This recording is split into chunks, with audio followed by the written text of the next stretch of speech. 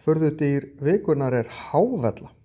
Þetta önd, 40 til 70 cm á lengd og lifir í norðurhluta Evrasíu, sem Evrópa og Asía, og síðan lifa þær aðeins í Norður-Ameríku líka.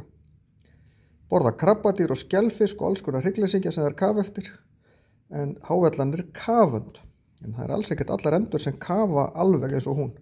Sumar eru buslendur eins og stokköndin sem stingur bara hausnum onni, en gumpurinn eða afturendin stendur alltaf upp úr.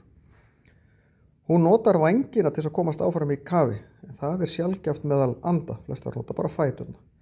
Verpa í votlend og við vatn og tjarnir og mest út á sjó fyrir utan varptíma sem á vorin.